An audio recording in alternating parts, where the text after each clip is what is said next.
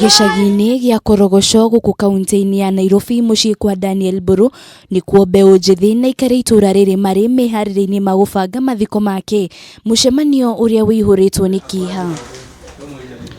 Kũringana na mũtumia wa Daniel Mburu, ararĩ mũndũ mwĩrutĩri wĩra wake na nĩwe mwana wa mũmwe kwao mũciĩ ũrĩa ũraroraga nyina mũciari kuona akoretwo arĩ mũrwaru, na gĩkuũ kĩa Mburu nĩ igũtha inene harĩo, ũndũ ũrĩa ũgũtiga ithenya inene mũtũrĩre-inĩ yao. Tujakosa kwa karibu miaka 18 na sasa mtoi wangu pali ako hadi jana ameona news akaniambia mam, si ndio shosho ako hapo mam, kweli babako? Nikamwambia mimi nimemwacha hosi, hata shule yako anataka kuenda, alikuwa anataka tuingie naye kwa shule yake, but mconvince tu ingie tu kwa aende tu shule. Sasa mimi nashinda venye ndafanya cause mother-in-law wangu ndio ni msik, ni ule mtu mwenye ajiwezi, at least mtu wake alikuwa anapata kidogo ndiye amsaidie, na sasa ndio huyo hayuko. Oho nĩongereire kuuga atĩ Mburu nĩarambĩrĩirie gĩkundi kĩa mbeũ njĩthĩ gĩa gũcenjia mĩtugo na kũmathaitĩra matikaneingĩranie na wĩkinaĩ,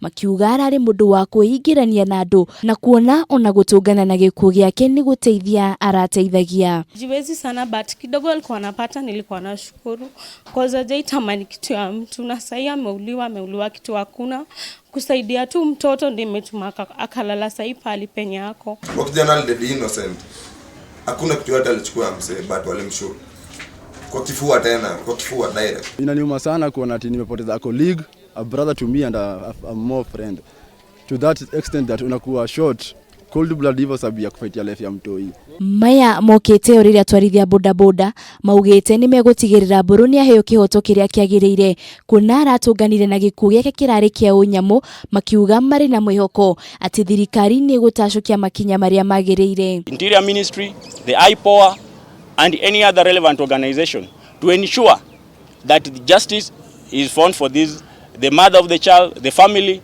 and the boda fraternity, so that we can also have confidence in the government that we are working together, because as an organization we are working so hard to ensure that we bring these people together and ensure that we change the face of the boda sector in this country. Kũringana na mũtaramu wa maũndũ megiĩ ũgitĩri, augĩte harĩ na mĩtaratara ĩrĩa abitha borithi agĩrĩirwo nĩ kũrũmĩrĩra hangĩgakinyĩrĩrwo nĩ kũratha mũndũ na angĩkorwo hatirĩ na gĩtũmi kĩiganu aya gwĩkora haceke. You are taught in the police colleges is gun handling. It takes a very long time. It's not a one-day training.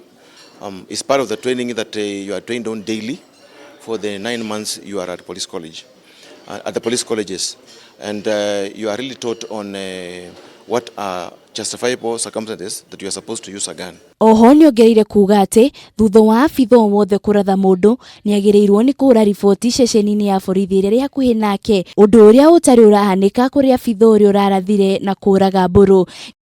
Ngĩribotera Kameme TV, rĩtwa rĩakwa nĩ Wanjirũ wa Bũrũ.